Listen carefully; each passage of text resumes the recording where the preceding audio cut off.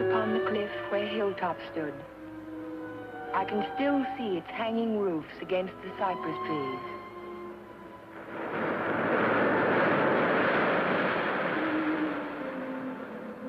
But Hilltop is no more. There is only a scar of jutting rock where once its windows glittered in the California sun.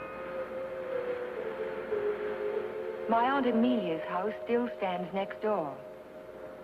I was a welcome guest within its walls, but to me it will always be a house of fear.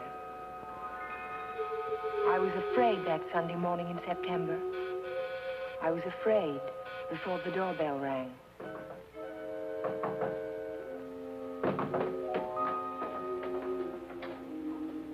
Morning, Ella. Good morning, Mary. Hello, Amelia.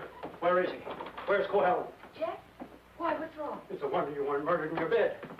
Dr. Hartley told me this morning I won't permit him to stay in this house another day. What is it, Major? What's the matter? It's all right. It's all right, Amelia. I'll handle this. Where's his room? It's there, Just but leave this to me. I'll take care of Cohalan. Cohalan! Cohalan! Are you in there?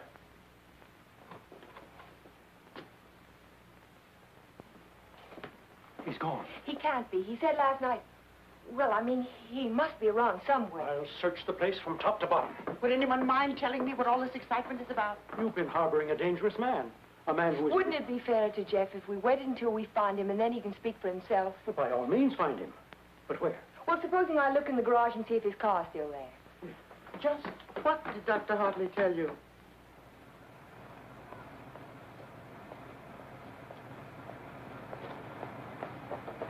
Jeff? Jeff, are you in there? Jeff? Jeff, are you all right? Major Badger, hurry up! What's the trouble? Jeff! Jeff, I'm getting in the motor. Oh, my.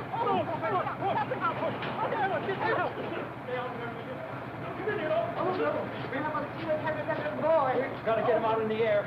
Amelia, phone for an ambulance. Yes, I will. Come on, Ellen. Right grab away. his shoulders.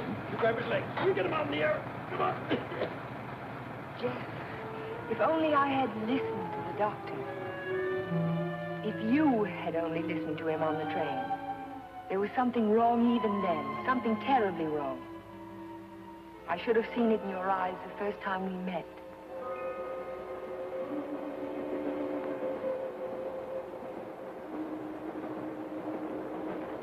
Well, hello, Jeff. Oh, hello, Doc. Patient in Los Angeles, or were you just doing the town? Oh, medical dinner at the Biltmore last night. What have you been up to? I spent a couple of days at the General Hospital. Those dizzy spells again? Nothing serious, I hope. When I need a doctor, I'll come to see you. I was getting some technical stuff for the Veterans Hospital I'm working on. Didn't I hear somewhere that Ben Sheppard donated the land for it? That's right. Join me in a cup of coffee? No, thanks. I've just had breakfast. I'll see you later then. Oh, Jeff. Yes? I don't like those recurring periods of depression of yours. Why don't you come in and let me give you a checkup? One of these days.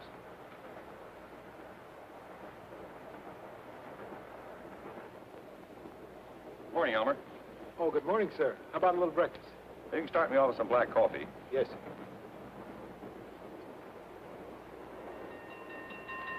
May I?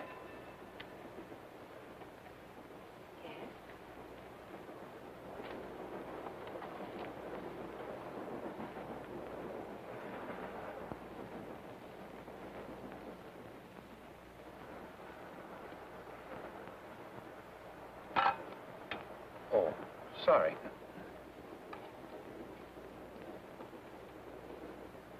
Go ahead, throw it. I'll just save the train from being wrecked. By throwing salt over your shoulder?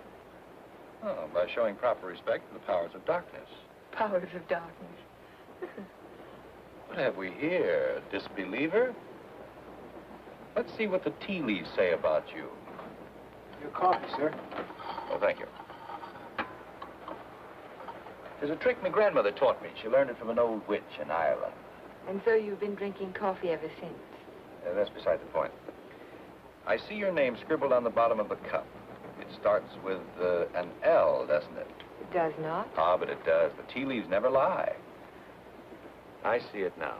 L-N. Your name is Ellen. Isn't it? Yes. You'll not be so quick to scoff now, will you? Now, let's see where you're from. I see a large body of water. Not so large as an ocean, but the next thing to it. Now, what could that be? Lake Superior. It's the largest lake in America. Then you're from Lake Superior? From Minnesota. Now we'll go into your destination. It's Pine Cliff, of course. You wouldn't be on this train. But where in Pine Cliff? I see here an old woman and the letter A. Now, let me see. The old woman is standing in the garden and she's talking to her neighbor. So you're going to the city, she says. What train will you be coming back on? Saturday's train, he says. Then you'll have a pleasant companion, she says, for my niece Ellen is coming to visit me and she'll be on Saturday's train. You see, the tea leaves never lie. And neither do the tea bags. But how will I know her, I says to Amelia. Sure, now, she says, just look around the parlor car and the prettiest girl there, that'll be Ellen Foster. You're a real Irishman, aren't you? You've obviously kissed the blondie stone. Kissed it, she says. I wear it on my watch fob. And just from what part of Ireland do you come? Flatbush.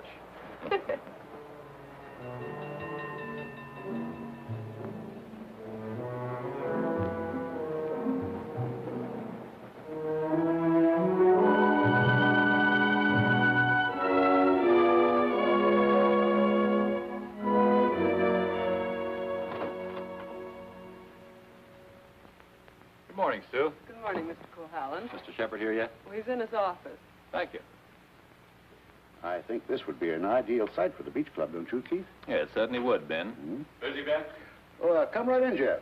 Well, we bring the road in here and divide this section into 2-acre lots. And hold out this area for the golf course. Right. How are you, Ben? Hello, Jeff. How was the trip? Fine, thank you. I bought you a little present while I was in Los Angeles. Found it in an antique shop. Hi, Jeff. Parents?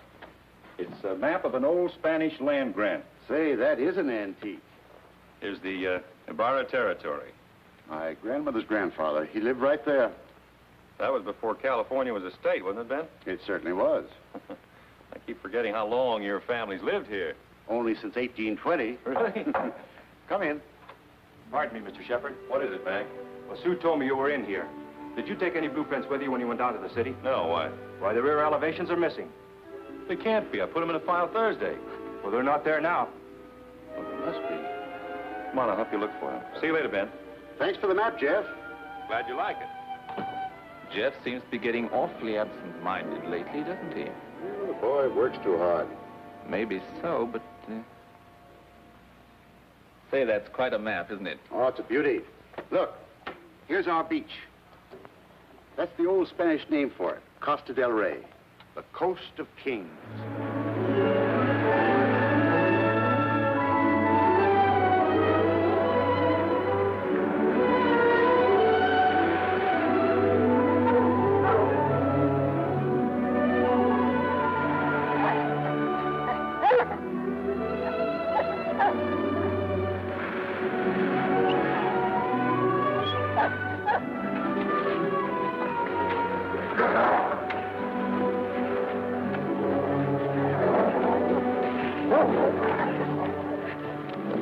Down, mister, down. Don't be afraid of him. He won't hurt you. Well, I hope he didn't tear your coat. oh, no, it's all right. I don't know what got into him. He never barks at people. He seemed to think I was an intruder. Oh, yes. Of course, that must be it.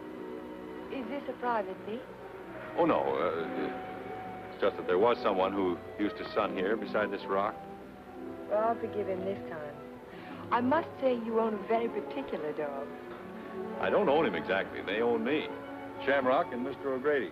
Mr. O'Grady? Isn't that an odd name for a German Shepherd?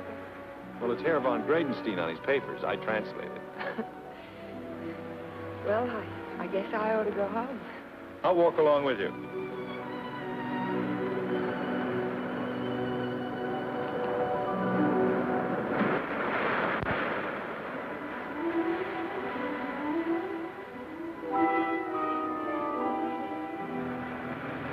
What an amazing house. Don't you like it?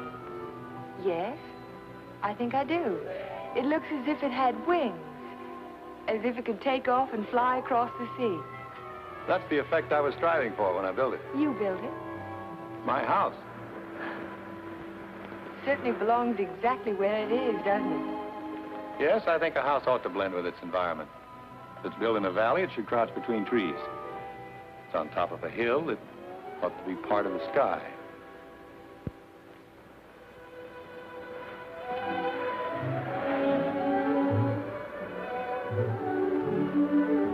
As soon as I put Shamrock up, I'll walk the rest of the way with you. It's nice of you to insist.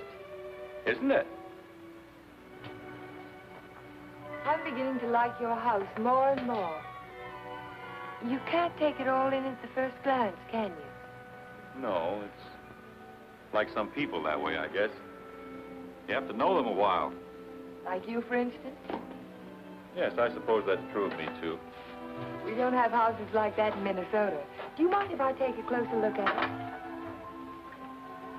I thought you said you were late. Oh, another 10 minutes won't matter.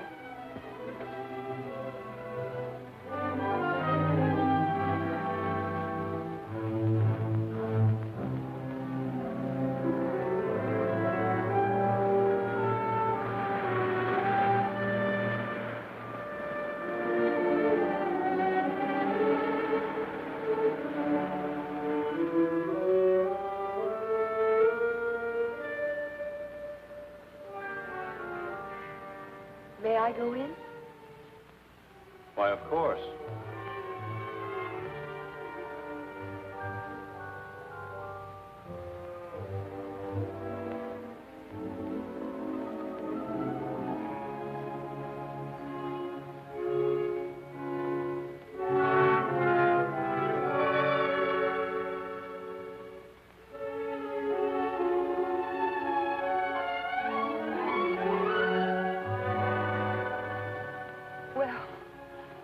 I just don't know what to say. You care for a drink? Thank you. Sherry, all right? Yes.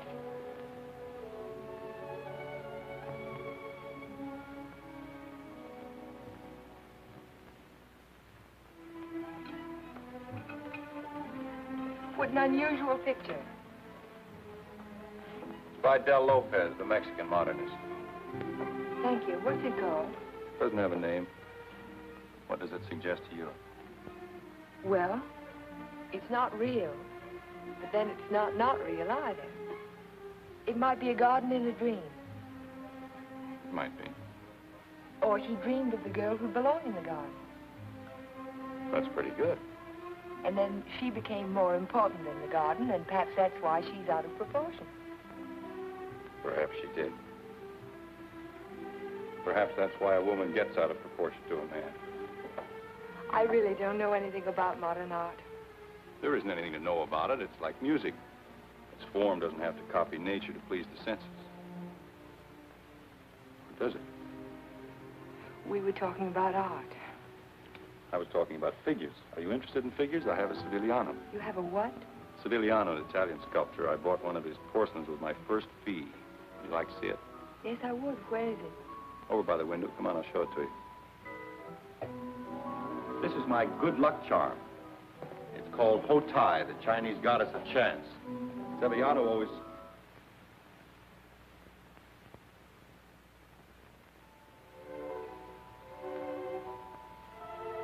Oh, Jeff, I'm terribly sorry.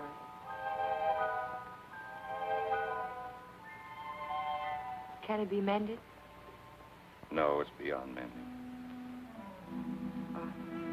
Well, Aunt Amelia may be worrying about me.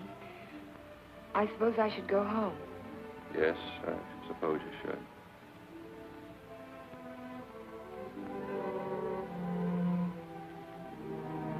Goodbye.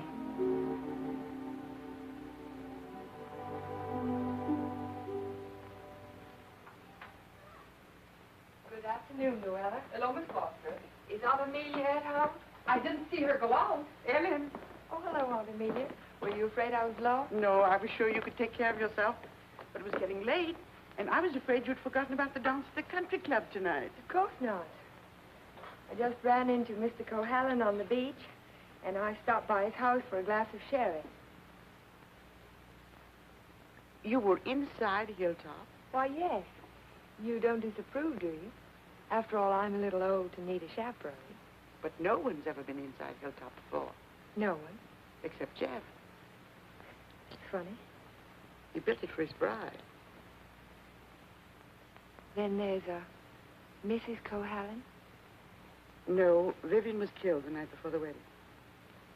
How awful. Aunt Amelia, Yes, dear. what was she like? Vivian, she was the most beautiful girl you ever laid your eyes on. She was Ben Sheppard's daughter. Ben Sheppard. Ben owns most of Pine Cliff. That's why it was such a perfect match. Jeff was a protege of his, more like a son. And when he fell in love with Vivian, Ben was delighted. Of course, he adored Vivian, especially after her mother.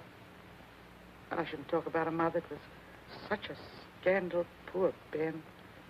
Aunt Amelia, you said that Vivian Sheppard was killed. Was it? It was an accident. Jeff told Ben it was bad luck to have a party before the wedding, but Ben insisted. There were so many people there. Jeff and Vivian stole away in her car, and 5 minutes later she was dead in a collision at 12 Mile Drive. You never can tell what private tragedies people have had, can you? I mean, when you first meet them. He seemed so light-hearted on the train. He can be that way sometimes. The next minute he's strange, like never inviting people into his home and never mentioning Vivian's name.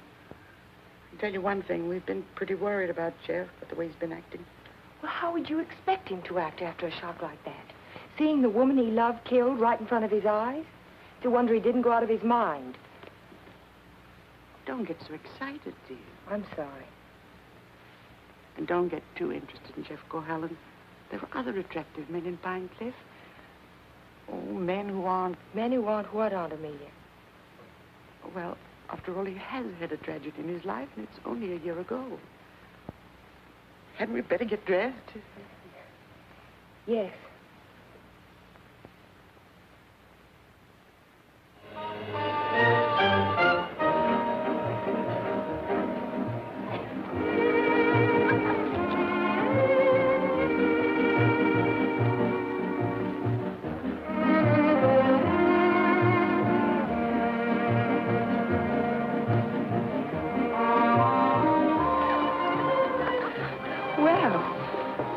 Taking a look at a great big California mall, huh? I can see it through the window. Yes, what I had in mind was a personally escorted tour. Think of my reputation, Mr. Ferris. But I am thinking of it. A new girl in town seen walking with me in the moonlight, why the stag line will give you a rush. I never encourage stag lines. There's no future in them. Well, in that case, we'll sneak out quietly, huh? No, thank you. Thank you, but no. Cold climate, Minnesota. Yes, isn't it? Let's go down to the bar and talk it over. All right. I see you know our local hero. We've met. A charming fellow. Yes, he is. I suppose you fall madly in love with him. Everybody else does. Except you, Mr. Ferris. Oh, I think he's just ducky. Did you children enjoy your dance? It was just ducking. Keith, you must sit down and have a drink with us. I thank you. I'd like to. Hello, Amelia. Hello, hello. Welcome home, Dodo. Thank you. Good evening, Major. This is my niece, Ellen Foster. This is Miss Ferris, dear. How do you do? How do you do? And Dr. Hartley. Why, yes, we met on the train. My name is Ferris, too. You, I know. A waltz, Major. Now, you two stay right here and don't you move till we get back.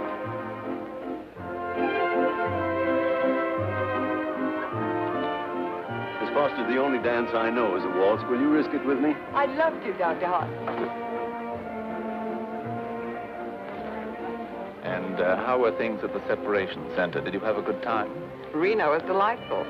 I received my discharge papers yesterday.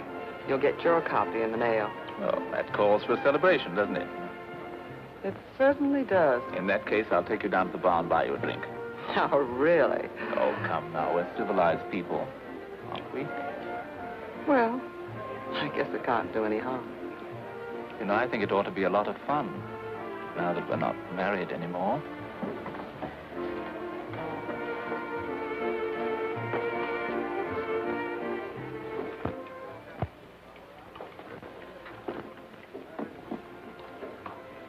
What do you think your chances are? Ben, I built more hospitals in the South Pacific in 1 year than the average architect will see in a lifetime. The only competition I'm worried about is Talbot and Talbot. Huh? Not that I can't compete with them professionally, but they seem to know how to play the political side of it. Well, that won't count here. I hope not. Anyhow, I'm indebted to you for a crack at it. I merely suggested that they invite a local architect to submit plans. Jeff, you're looking pretty seedy. Sure you haven't been working too hard? Well, it's been a pretty hectic week, Ben, but we finished up tonight. Plans are all wrapped, ready for mailing in the morning. Hello, Ben, you old darling. Hello, Dodo. Hello, Jeff. There's an admirer of yours looking for you upstairs. Who's that? A girl by the name of Foster. You seem to have made quite a score. Aren't you speaking to me, Jeff? Certainly, Dodo. How are you? Fine. Are, congratulations in order? They certainly are. We're celebrating the new freedom. See you later. Bye. I think I'll go upstairs, Ben. It's, getting a little crowded down here.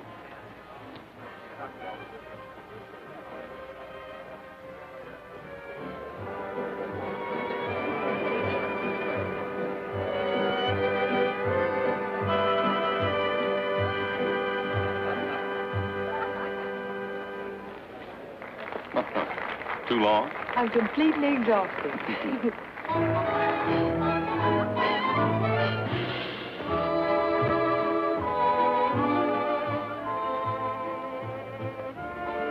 What is that song? Do you know? It's called Don't Forget Me. Oh, I remember. They played it a lot last year. Yes, they played it last fall. Is something the matter? No, I didn't eat my dinner. I guess you shouldn't drink on an empty stomach. Excuse me.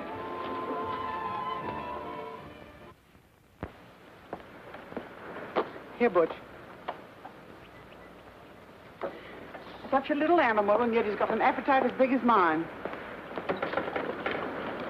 Well, Jeff doesn't answer. Well, maybe he left early. But he looked so worried last night. Well, supposing he's ill and there's no one to take care of him. After all, dear, Jeff's a big boy now. Oh, how nice. We're invited to Ben's fiesta next week. He gives one every year. I think I'll walk over and make sure he's all right. Who, Ben? Oh, you mean Jeff?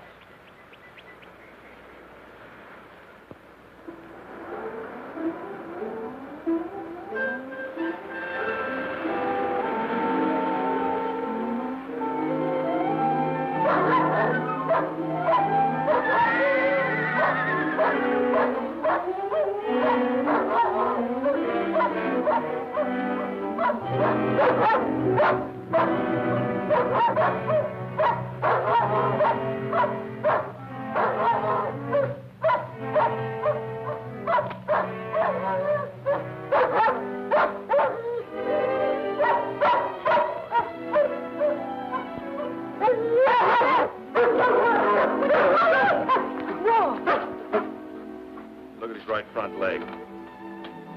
It's shattered. Poor Shamrock. I hate to have to destroy him. How did it happen? I don't know. I don't know how it could have happened. You better wait for me outside.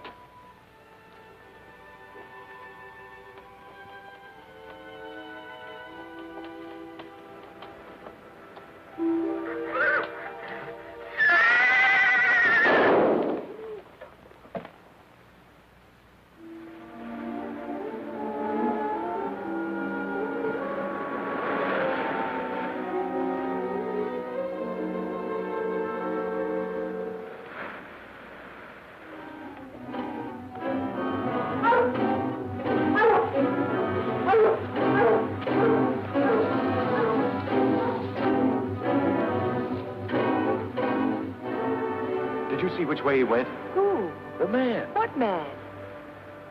He was hiding in the bushes. Didn't you see him? No. I only saw some branches move, that's all.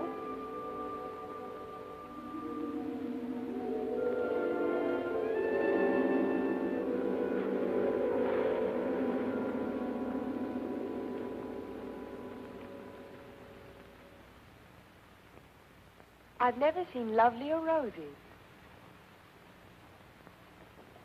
What are they called? Matador, I believe. They grow on the bush out on the terrace. Matador? Of course, after the color of the bullfighter's cape. Or the bull's blood. Jeff, I'm so sorry about Shamrock.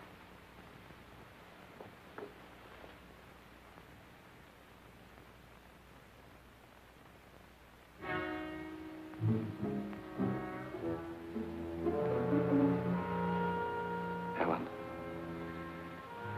you better go now. You're not safe with me. Do you understand?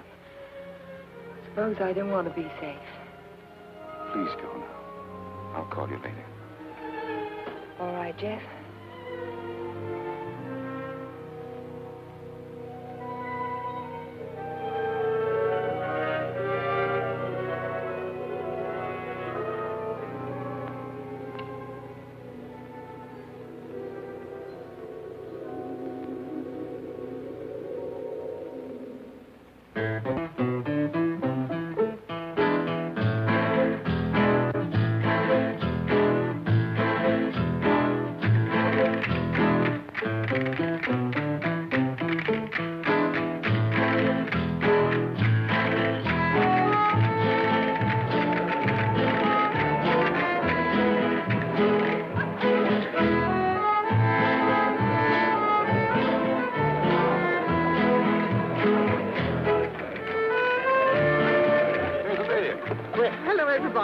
Ben, this is a wonderful farm. Oh, thank you, Amelia. Tell me, have you seen the Major? Why, yes, he's right over there. Thank you. Excuse me, please. Certainly.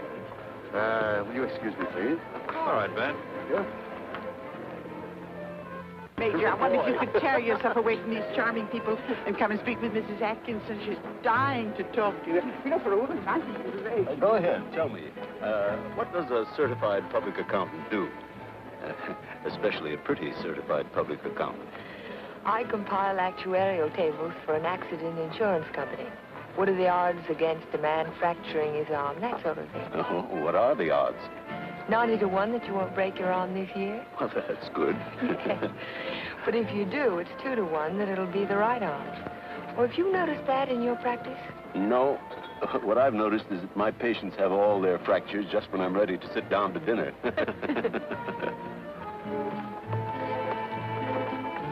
Hey, you. Come here a minute. I want to talk to you. Si, senor. Didn't I see you around my place last week? Me? Me, no, senor. I'm sure I saw you hanging around my stable. Me? No, senor. Some other fellow, but not me. Just a minute. All right, go ahead. Well, I wonder what that was all about. Oh, the morning after the dance, I went over to see if Jeff was all right, and there was a prowler behind a bush. Did you see him yourself? No, but Jeff did. Oh. Cigarette? Thank you. Did you ever compile any figures on the incidence of mental diseases for your insurance company? No, they weren't on our list. Interesting subject. Who's sane and who isn't? Hard to tell sometimes. Do you know anything about paranoia? It's a form of hallucination, isn't it? Delusions of persecution. Starts with an inability to withstand stresses. Normal person experiences misfortune, throws it off sooner or later. But if a person is psychotic to begin with, he may start to imagine things. He might even begin to imagine there's a conspiracy against him. That's when he gets dangerous. Do you have a specific case in mind, doctor, a person that you're treating? No, it's out of my field. I'm a general practitioner, not a psychiatrist. Senor Doctor. Yes? Lady call on telephone, very sick. You come right away? Did you get the address? Si, senor. Oh, thank you. Forgive me, please. Of course.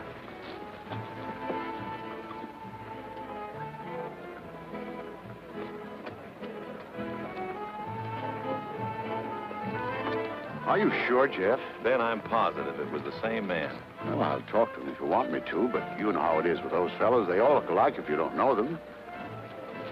Maybe you're right, Ben. So the guy gets up and he says, Keith, you take a powder. Well, the guy was bigger than I. What could I do? The same thing happened to me, only he wasn't so tall. Oh, I remember all too well. Remember that evening? Excuse me, honey. I'll be back in a while. Certainly. Because the rest of the committee feel that a local architect should have the job. Ben, may I see you a moment? Surely. Excuse me, Jeff. Certainly.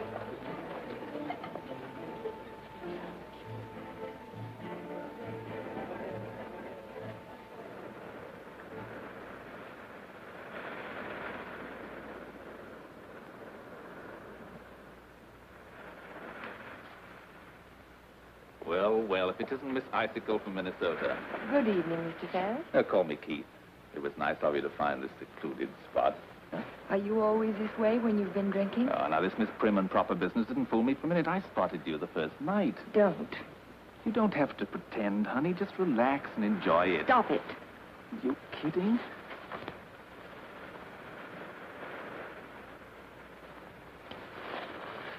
Jeff. Hello, Galahad. Been playing Peeping Tom? Get out. Don't be ridiculous. As I was Would you saying, mind honey, leaving us alone? Jeff, please I'd like to don't. have a few words with him. Privately. If I ever catch you around Ellen again, I'll run you out of Pine Cliff. Galahad, you frightened me. I'm warning you, I mean it. Keep away from her. I know too much about you. So what? You'll never open your mouth. That's the beauty of it. It's your story, and you're stuck with it. I don't have to open my mouth. I can close yours. What are you two boys arguing about? What does anybody ever argue about? Politics. Oh, politics. Keith, will you do me a favor? Dr. Hartley had to leave on an emergency call. Will you see that Dodo gets home? She has a little headache. Well, I'd be glad to. Ben, don't you think maybe I'd better? Look, I pay her alimony. I'll take her home.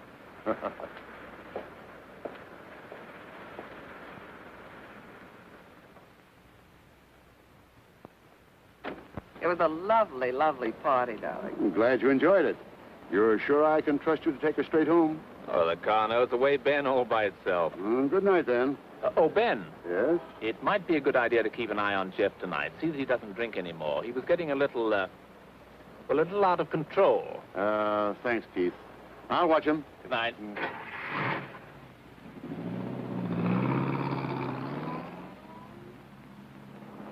Still cutting the lad's throat, I see. An inch at a time. Every little bit helps. Helps what? Or is it just pure meanness on your part? Don't be stupid. Ben hasn't any heirs, has he? All that money and not even a second cousin. Suppose he should take a notion to leave it all to Cohalan. Where would I be? Out in my ear the day after the will was filed. Well, you don't think he's going to leave it to you, do you? No. No, I'm voting for charity, with Keith Ferris as administrator of the estate. What would you think of a Vivian Sheppard Foundation for something or other? That turns even my stomach. Oh, I'm very well, thank you. You were in the cavalry, weren't you, Major? Well, I'd like to ask you a question. Can a horse break its leg in its own stall? What's that? You think it's a chance in a million? No, I was just computing the odds on an accident that happened last week. Well, thank you very much for the information, Major. Good night.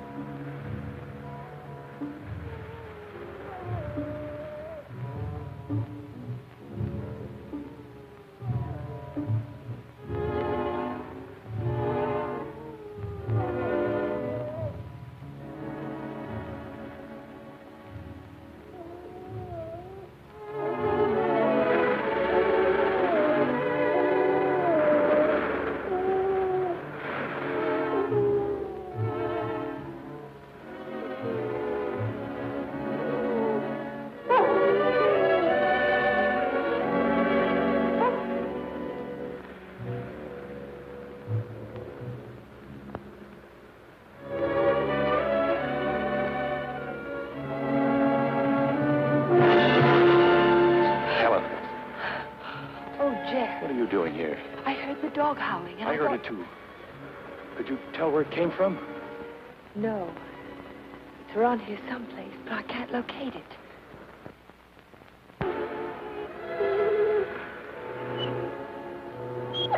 Jeff, listen.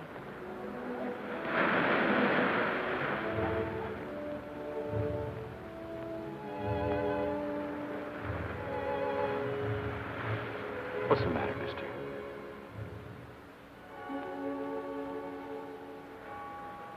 He's gone. Oh, Jeff.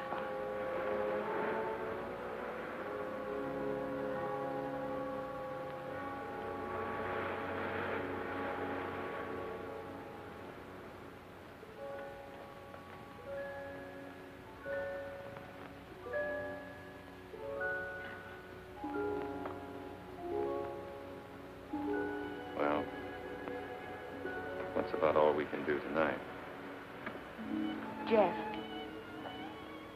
I want to talk to you. Well, not now. I'm sorry, I didn't mean to be rude, but I'm just not in the mood for conversation. You have to listen. It's important. Well, let's go up to the house.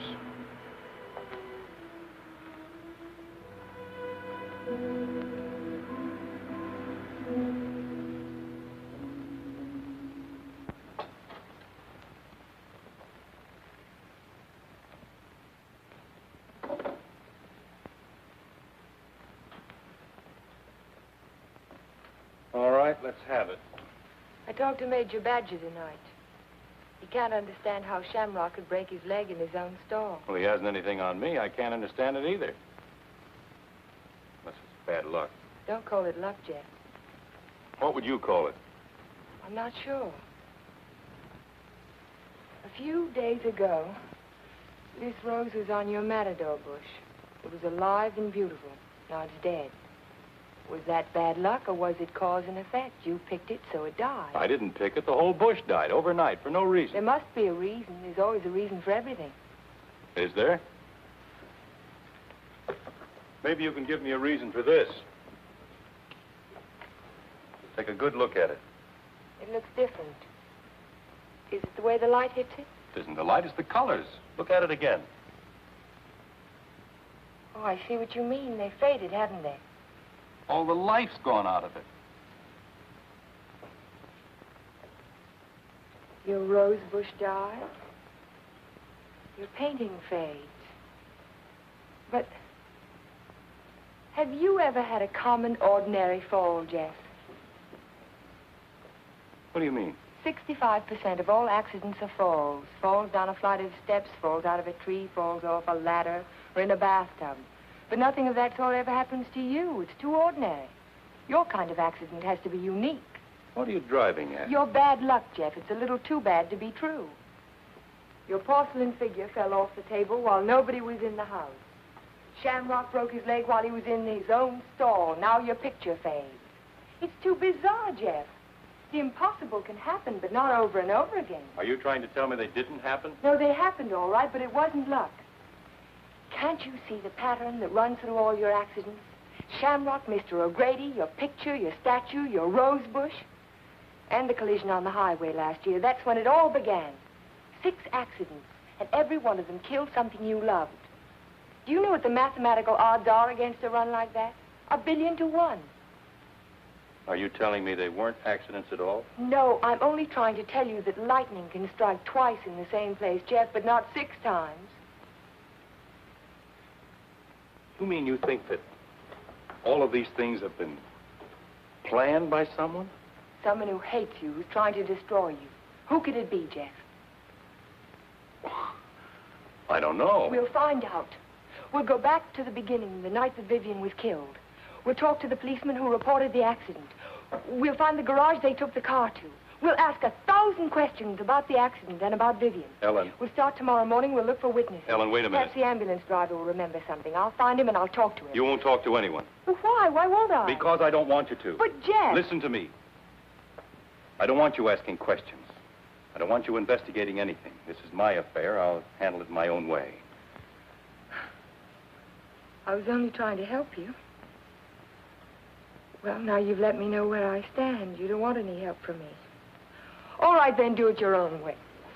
Ellen, listen to me. Just don't let any black cats cross your path. And if you see a horseshoe, pick it up and spit on it and throw it over your shoulder. That ought to take care of everything. Ellen.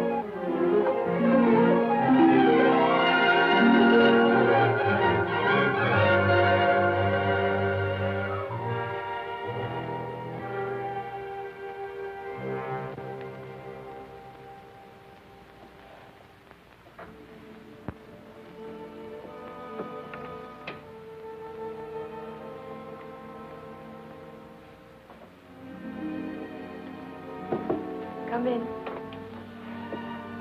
Hello, Aunt Amelia. You didn't tell me good night, dear. I'm sorry. Is anything wrong? No, there isn't anything wrong. There isn't anything right either. I saw you come home. You were at Jeff's again, weren't you? Yes. I don't want you to think I'm an old busybody, but I'm all the family that you have, and it would help you to talk to someone. What is there to talk about? He doesn't love me. He never will. He's in love with a memory. I tried to warn you to be sensible. Sensible. I love him. I've got to help him if I can, whether he likes it or not. I know. Good night, dear. Good night, Aunt Amelia.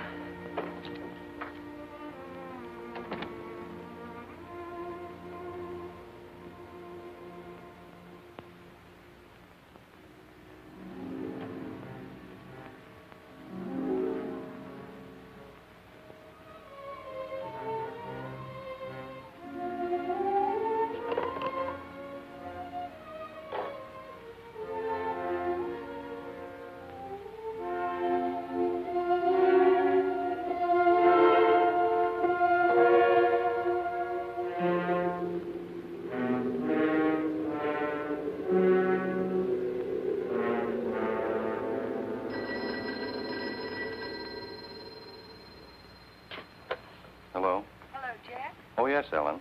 I've taken your painting to an art shop. You did what? I found out some very important information. If you come over tonight, I'll tell it to you. No, I can't tell you now. Look, I thought you understood I was going to handle this in my own way. Don't argue, Jeff. Just come on over. Goodbye.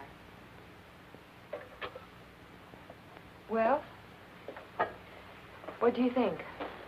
It's hard to understand why it's faded. The artist didn't use pen colors. He didn't even use tempera. There must be a reason. I would say this was painted with London watercolor. That's the best you can get. Nothing fades them except continuous exposure to strong sunlight for at least a month. That's impossible. I can't imagine what caused it. Well, I tell you what I can do. I can talk to a couple of artists I know. They might have an idea. I think my best bet is to go and see Trilfit. He's a watercolor man. He's one of the best. He ought to know everything about it. I think I'll catch him tomorrow morning. You know Trilfit, the naturalist. He paints the dogs and horses and cows. My wife, he made a beautiful Thank you painting. very much. I'm sorry to have troubled you. Oh, no trouble at all. Oh, Miss Foster. Yes? I just remembered something. Years ago, I framed some pictures for a painter by the name of Torres, Vicente Torres. One of the paintings was an old lady playing the guitar. It was a watercolor. And it faded? The man who bought the picture took sun lamp treatments that winter, and he took it on a couch right under the painting, and he was mystified why the color faded. So Vicente found out that the rays from the sun lamp broke down the pigment. Can you remember the name of the man who owned that picture? I don't think I ever knew.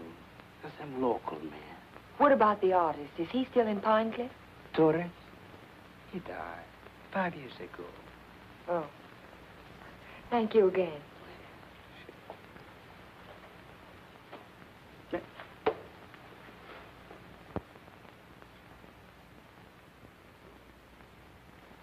Very strange. Have you told anybody else about this? Of course not. But someone in Pine Cliff knows that you can fade the colors out of a painting by turning a sun lamp on it. If we can find out who owns that picture, Jeff, the portrait of the old woman with the guitar... What would it prove? If somebody wants to destroy a painting, there must be 100 easier ways of doing it. That's not all. Read this.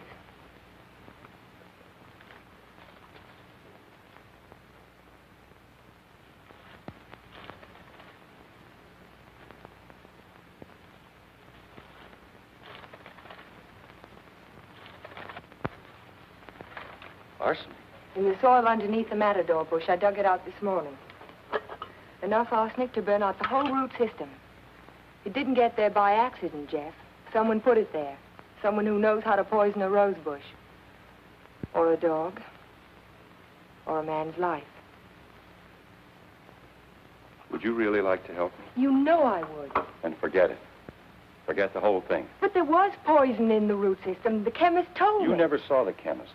You never heard of a portrait of an old woman with a guitar. Do you understand? No. No, I don't understand. Jeff! Jeff! Your house. Look out the window. I saw it from upstairs. What? It's burning.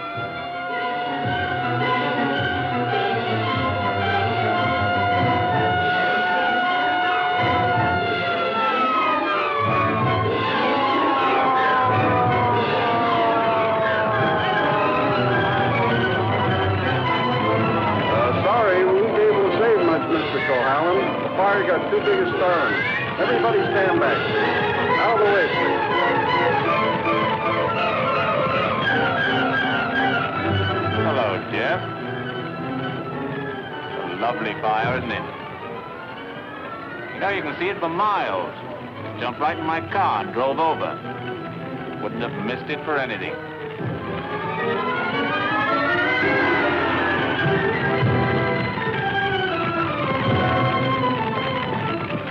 So sorry, Jeff. Such a beautiful house. I'm glad it's gone.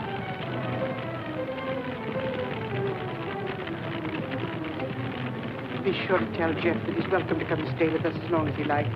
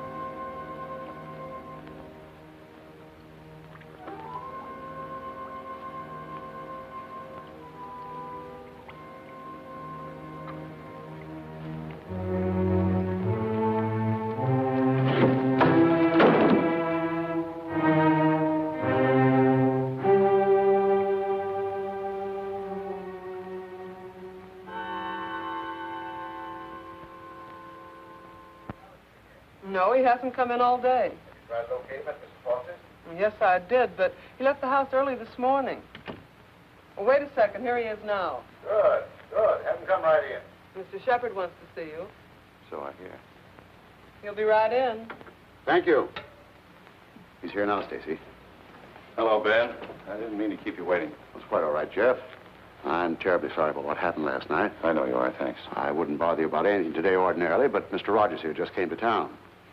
Stacy Rogers, chairman of the hospital committee. Oh, of course. How are you, sir? Glad to know you. This is the Jeff Cohalan I recommended to you. Yes, we examined your plans last night, Mr. Cohalan. Good, clean, modern lines. Thank you. I'm sorry we couldn't give you the job. You couldn't, what? I was just about to tell you, Ben. We decided on Talbot and Talbot. You did? Well, this is a surprise, Stacy. Which was it, Mr. Rogers? Politics or stupidity? I beg your pardon. If they'd given it to Magruder or Chesney and Pike, I wouldn't have said a word because I know the boys would have gotten a good, modern hospital.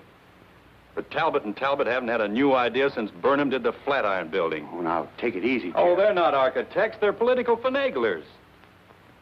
Maybe you can tell me just one detail in their plan that was an improvement over mine. Name just one. Young man, your attitude doesn't deserve a reply. But since you're a friend of Mr. Sheppard's, I will say to you that no member of the board, myself included, could understand how a reputable architect would submit his design for an important building with no interior detail whatsoever. No detail. There were 17 blueprints of the interior, right down to the placement of the operating tables and surgery. You may have drawn them, young man, but you didn't send them to us. There were no interior details? None at all. Could they have been misplaced somewhere in your office? Not possibly. The sealed packages were opened in the presence of the entire board. Maybe you misplaced them, Jeff. You know how absent-minded you've been. Suppose you can find the duplicates. Would the board be willing to reconsider? That's impossible. The contract has already been awarded.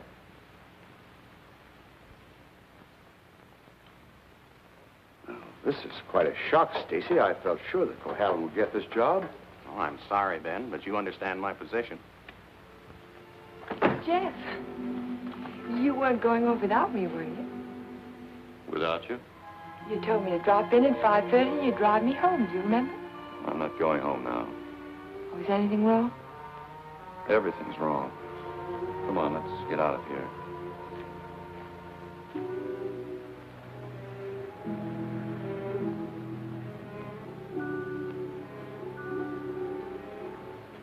It's dreadful. A whole year's work completely wasted. Typical Cohalan luck. Don't keep calling it luck. Supposing someone took those plans out of the office and wrapped the package over again. Who'd do a thing like that? Keith would. He hates you. He hates everybody. There's something twisted inside of him. It would take a psychiatrist to explain it. And why does Mr. Sheppard keep him on at the office? He doesn't know what he's like. Dodo must know. She acts as though she's still in love with him. There are women who love men like Keith. Take a psychiatrist to explain that, too. It's getting kind of late. I'd better drive you home.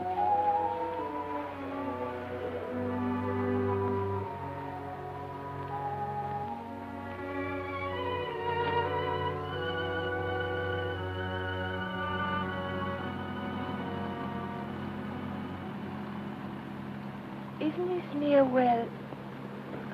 What'd you say? Nothing. Drive faster, will you, Jeff? I want to feel the wind in my face. All right.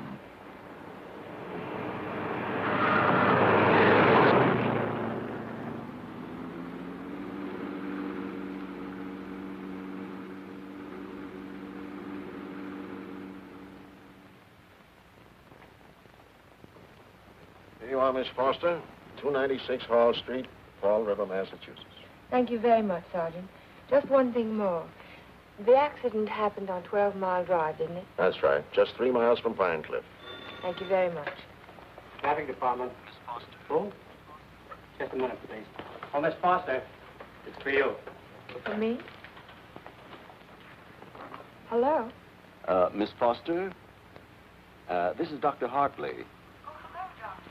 How on earth did you know I was here? My office is just across the street. I saw you go into the police station as I parked my car. Are you in trouble, Miss Foster? In trouble? Why, no. I mean, not exactly. I think you better drop into my office. Can you come over right away? Well, I have a long-distance phone call to make first. Well, just as soon as you complete your call. Yes. I think I could come by in about 20 minutes. Thank you.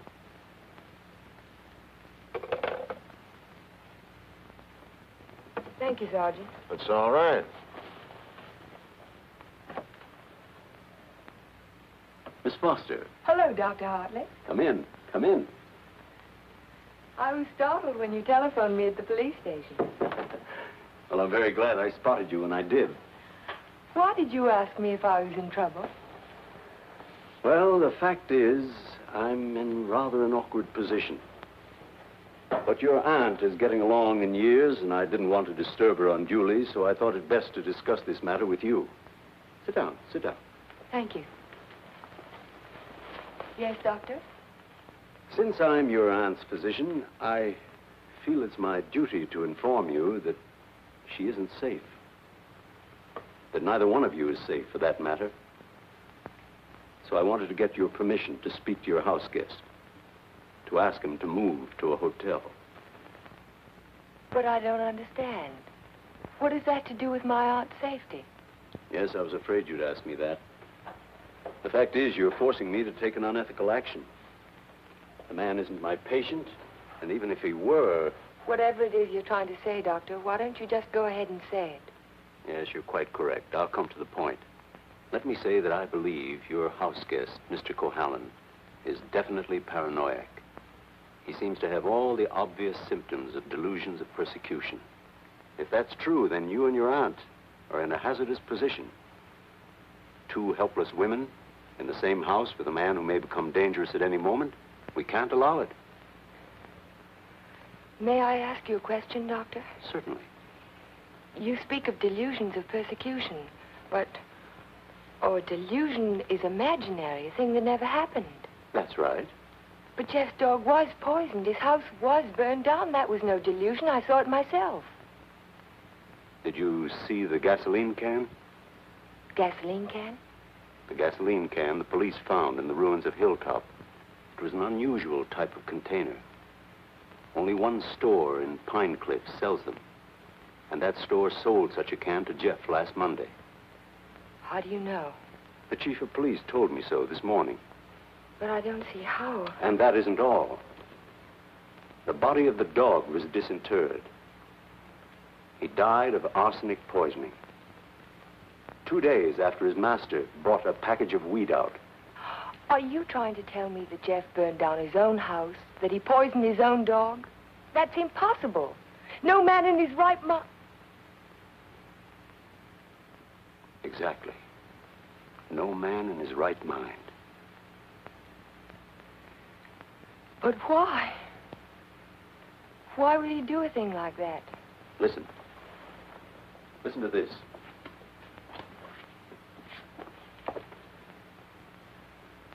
Once the feeling of guilt is firmly established in the subconscious, the patient may do injury to himself as a form of penance or self-imposed retribution.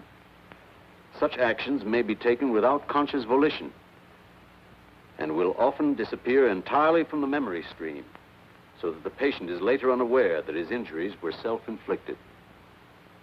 That's my theory, that Jeff is suffering from feelings of guilt, and he's unconsciously punishing himself for it. Guilt? You keep talking about guilt. I don't understand you. What is he guilty of? His fiancée was killed in an automobile accident a year ago, and he was at the steering wheel at the time. It would be an unusual man who didn't reproach himself under those circumstances, even if he was blameless.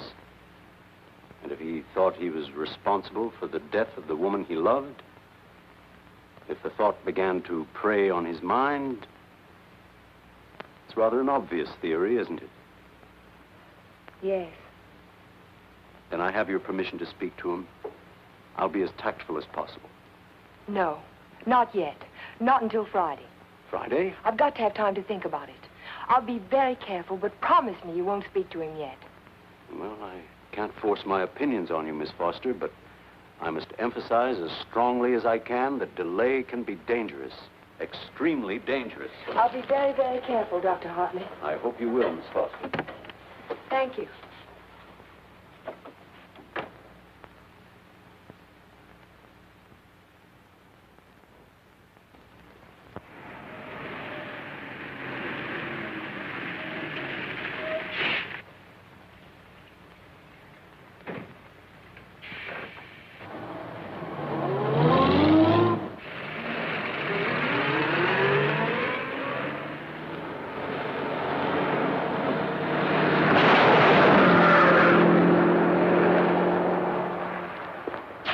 That man must be crazy.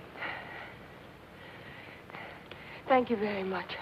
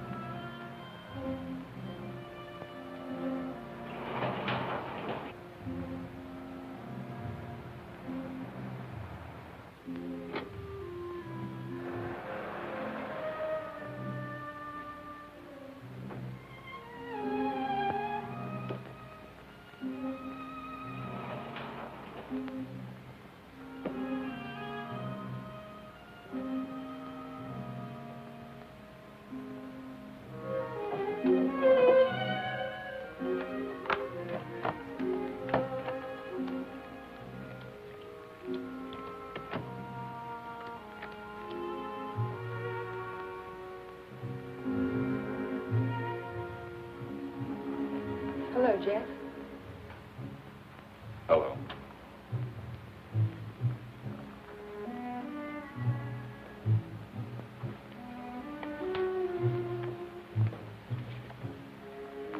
Jack of spades. Is that bad luck? Like a black cat? A dead man's card. Oh? Is there a card for a dead woman? The queen of spades. I almost drew it this afternoon. Oh, what happened? Oh, I just gotten off the bus and was waiting to cross the street, and a car nearly ran me down. It almost seemed to be trying to. Did you see the driver? No. I was too busy trying to get out of the way. What kind of a car was it? A green convertible. Like yours. Except the top was up. You've got to get out of here, Ellen. You've got to get out of Pine Cliff right away. Why, James? Because something else is going to happen. I can feel it. It might happen to you. I'm not going to leave, not now. I'm warning you, Ellen. It's no use, I'm not going. You're asking for trouble. Am I? Then I'll really ask for it. Watch yourself closely. Watch yourself every minute.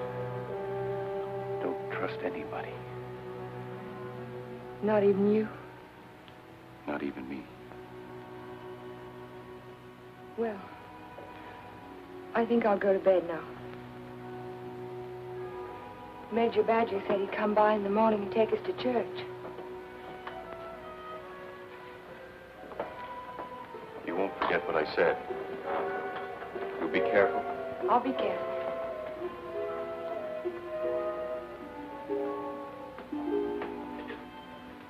Jeff. Yes? How long have you known Dr. Hartley? For years, ever since I came to Pine Cliff.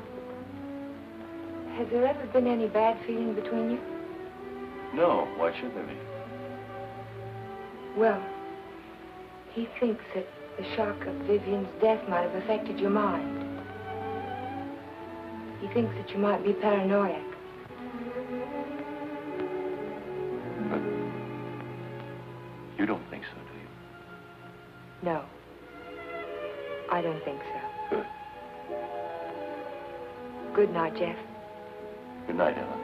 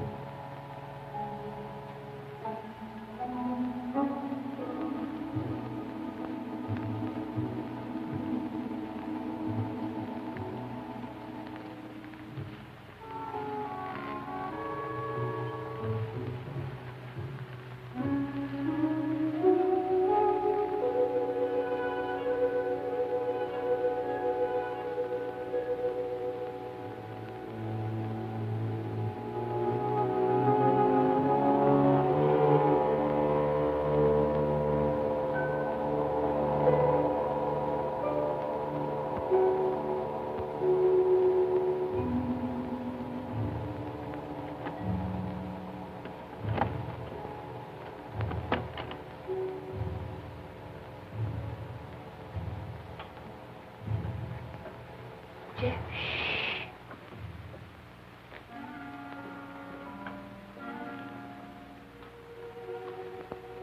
I had to see you again.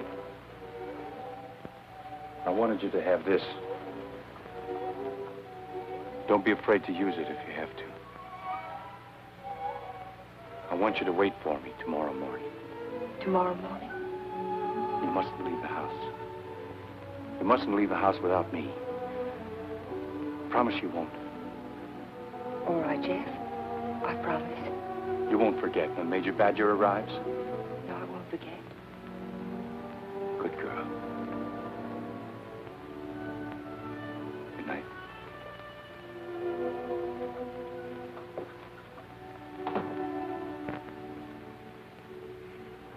We found Jeff early the next morning. I can still smell the fumes of the gasoline as we pulled his body from the car. But somehow it didn't quite ring true. I couldn't believe that Jeff would try to kill himself. No suicide note was found, but the local architect was discovered in the Foster garage with the door closed and his car motor running. He was immediately removed to City Hospital, where latest reports from Dr. Raymond Hartley advised that Cohalan is now definitely out of danger. On the national scene, Congress resumed its discussion of the Morse-Conlon bill today. Labor spokesmen have announced that they will request an amendment guaranteeing... I'd like some more coffee, nurse. With cream and sugar? How did you get by the no visitors sign? I walked right straight past it to ask you a question. Oh, you did? Well, suppose you walk right straight past it again, going the other way. Not till you've answered my question. Would you rather I rang for a nurse? Oh, you weren't that way on Saturday night when you needed me. I made you a promise then, and I kept it. Now I think you owe me the answer to one question. Just one. Well, I won't ask you why you came to my room that night. I know the answer to that one. Oh, you do? Certainly. You wanted to make sure that I'd find you on Sunday morning before the motor ran too long. You probably didn't start it until after the Major rang the doorbell. You don't miss much, do you? You counted on that, too. You knew that when we couldn't find you in your room, I'd think of looking in the garage, no thank you, to see if your car was still there. You have all the answers, haven't you? All except one. Why did you fill those buckets with gasoline? Fill the buckets? Oh, you saw that, too? Yes. I wasn't filling buckets. I was draining the gas tank. So if you didn't show up in time, the motor would stop running as soon as the gas in the carburetor was gone. But why? Why did you do it?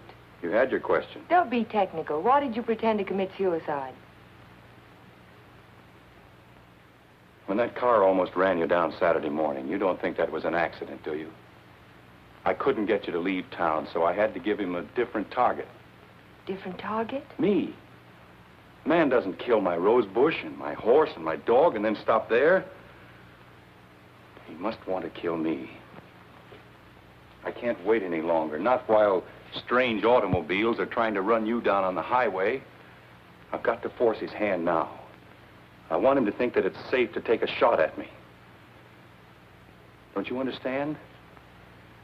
Not quite. I've tried to commit suicide, haven't I? It was on the radio. It says so right here. So what if somebody takes a shot at me now and leaves the gun in my hand?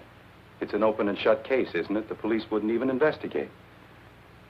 So he's free to kill me now if he can. Doesn't have to hit around the edges anymore. But keep away from me. Don't stand too close to the target. Is that why you wanted me to leave Pine Cliff? That's why I want you to go home now and stay there. Lock the doors from the inside. If you have any visitors, don't let Aunt Amelia out of your sight. Don't trust anyone. Where will you be if I want to find you? I don't know, but I have to get out of here. I can't wait for him to make the next move. I've got to get out and go after him. You say the exhibit was in 1939? The summer of 39. I ought to have that catalog somewhere.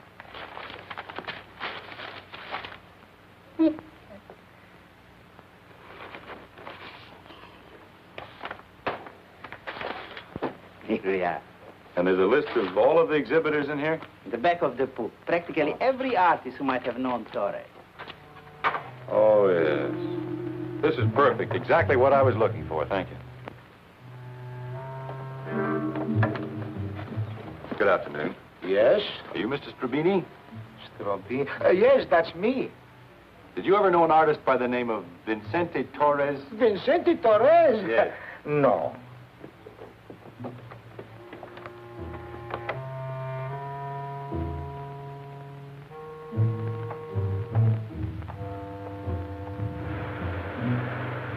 Vincente Torres? Certainly I knew him well. Watercolor man. No sense of depth. Do you recall a painting he did, a portrait of an old woman with a guitar? An old woman with a guitar? Don't believe I ever saw it.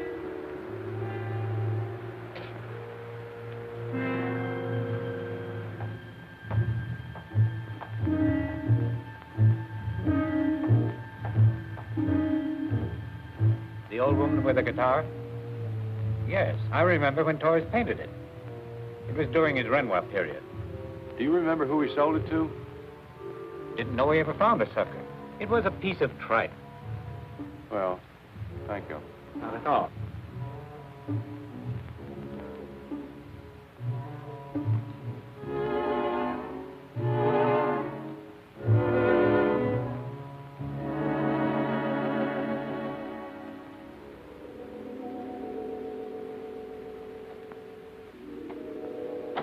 Why, Mr. Cohalan, Hello, Sue.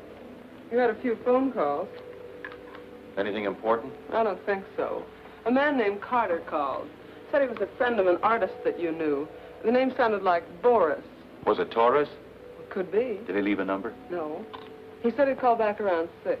What's after that now? When Mr. Sheppard's anxious to see you. He's still in the office. Okay. Sheppard Estates. Oh, yes, just a minute. Mr. Carter. Hello? Yes, that's the man, Vincente Torres. Do you remember a watercolor he painted, a portrait of an old woman with a guitar? You do? Do you remember who bought it?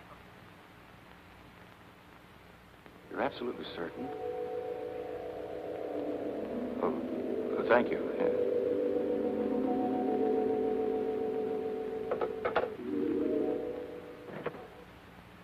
Oh, you're just the man I've been looking for. They wouldn't let me in the hospital, and you seem to have disappeared since you got out. Well, I had some important things to do, Ben. Well, anyhow, you're here now. That's the main thing.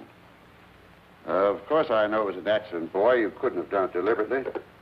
Couldn't I? Of course not. But just the same, you've been overworked lately. You're looking all fagged out. It's time you took a rest. Yes, I could use a rest. A nice long rest. It's just what I had in mind. As a matter of fact, I'm tired myself. That's why I'm thinking of taking a trip. See something of the world before I get too old. Sounds like a fine idea, Ben. It'd be a good idea for you, too, Jeff. Why don't you come along with me? The two of us could have a pleasant time together. Leave all our worries behind and take things easy for a while. What kind of a trip were you thinking of, Ben? Oh, I haven't made up my mind. Where would you like to go? Oh, an ocean voyage might be nice. If the ship had a low rail and a long drop to the water.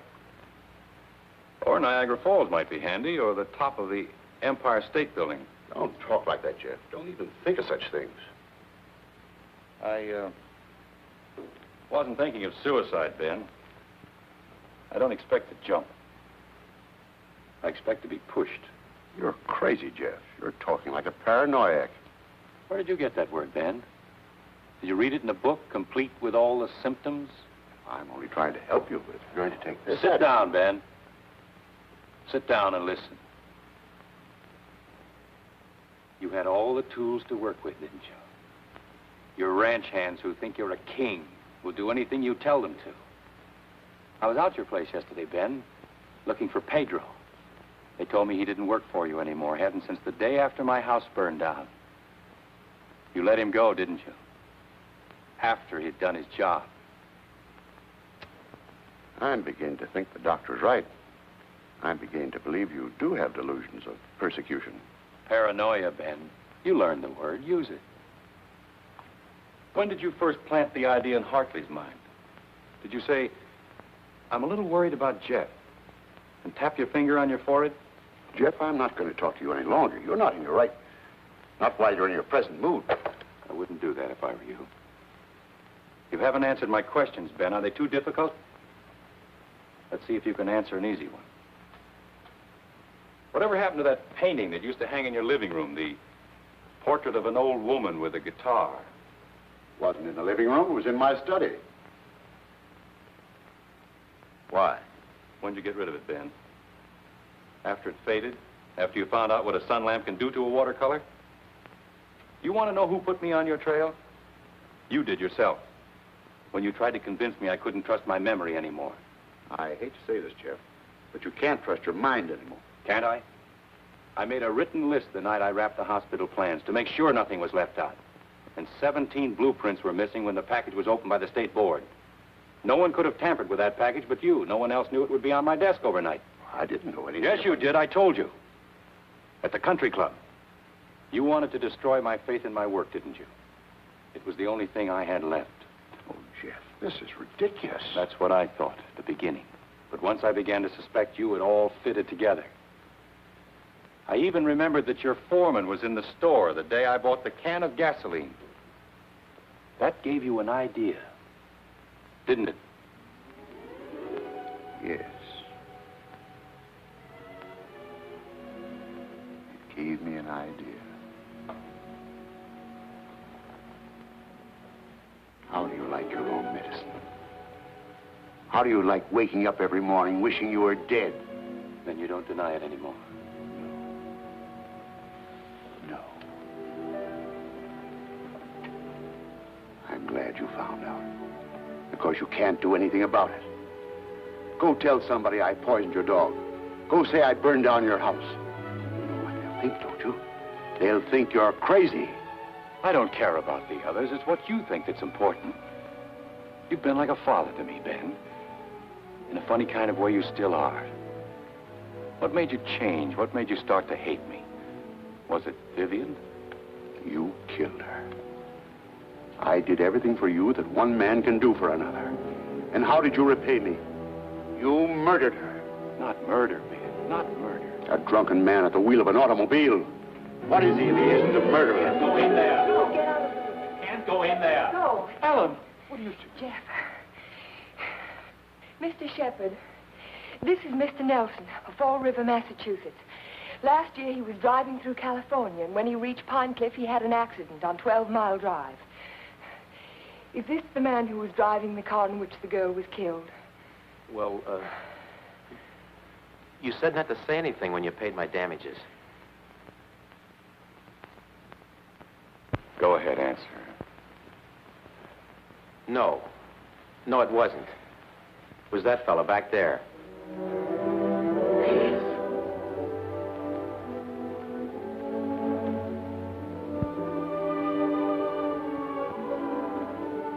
Thank you, Mr. Nelson.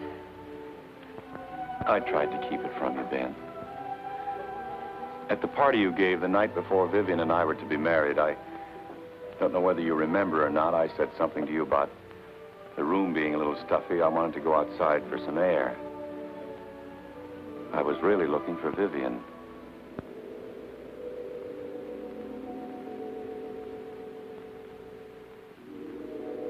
I found her, all right. I heard them talking to each other. It wasn't anything new, Ben. It had been going on for years, all the time I was overseas. He was telling her why he'd never marry her. He couldn't. Dodo wouldn't give him a divorce. So she said, we'll run away without a divorce.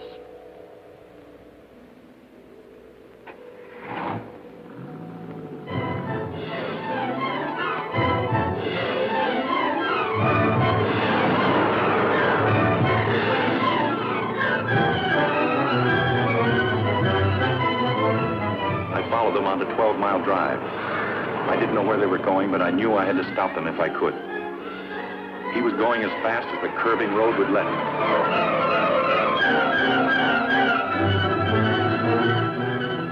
I tried to catch him, but he was driving like a madman. We were coming to the fork where 12 Mile Drive meets the highway. I saw a car approaching on the main road. Ferris didn't see the other car. I knew what was coming, but there was nothing I could do to stop it.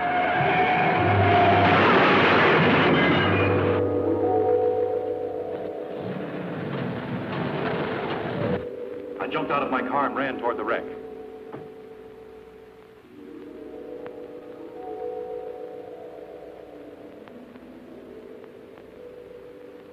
He said, do something for her. But there was nothing anyone could do for Vivian. There was only one thing left to do for anybody. I told him to take my car and get away from there.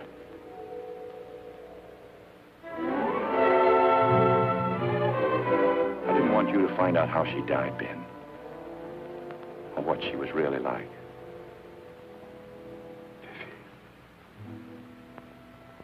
Vivian.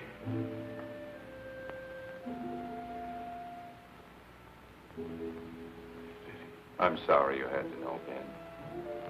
Even now.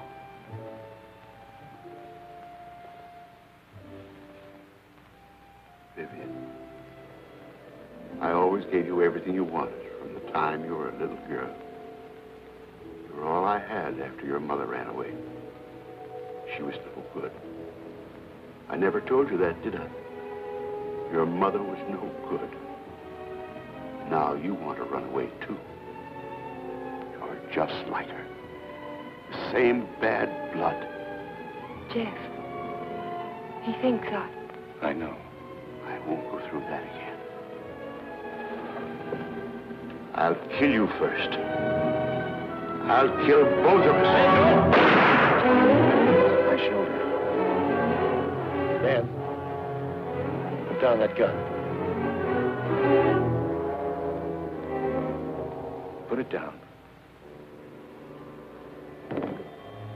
She ran away. She ran away from me. Call Dr. Hartley. Well, you finally fixed me with the old man, didn't you? But you'll never get any of his money now. He's as nutty as a squirrel. Now get out of here. Get out of Pine Cliff. If I ever see you again, I'll kill you. Dr. Hartley, this is Ellen Foster. Will you come over to Mr. Sheppard's office right away? Yes, it's urgent. Thank you. It's all right, Ben. Everything's going to be all right.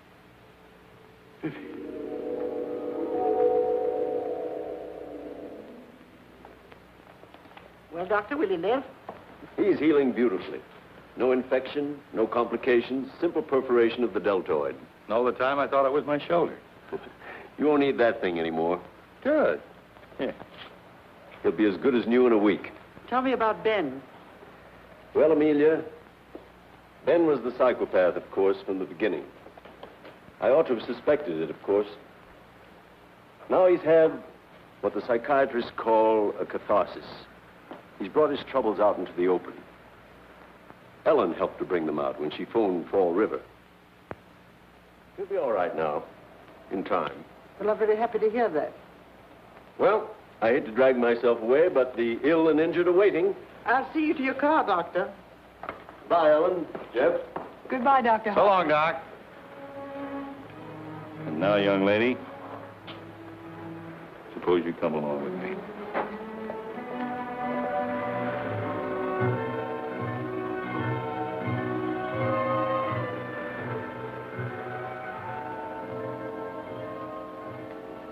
Ellen. Yes, Jeff? There's something I've been wanting to ask you. Yes, Jeff? How in the world did you ever find that fellow from Fall River? Oh, I found him in the traffic accident records at the police station. What made you think of him? The way you drove your car on 12 Mile Drive the other night. You could never have driven so recklessly with me if you'd been at the wheel when Vivian was killed. Not on the same road in the same place at the same time of night. You're pretty smart, aren't you? No. Yes, you are. You're very smart. No, I'm not. Oh, yes, you are. No, because I thought that you loved her. I thought you loved her all the time. I never really loved anyone.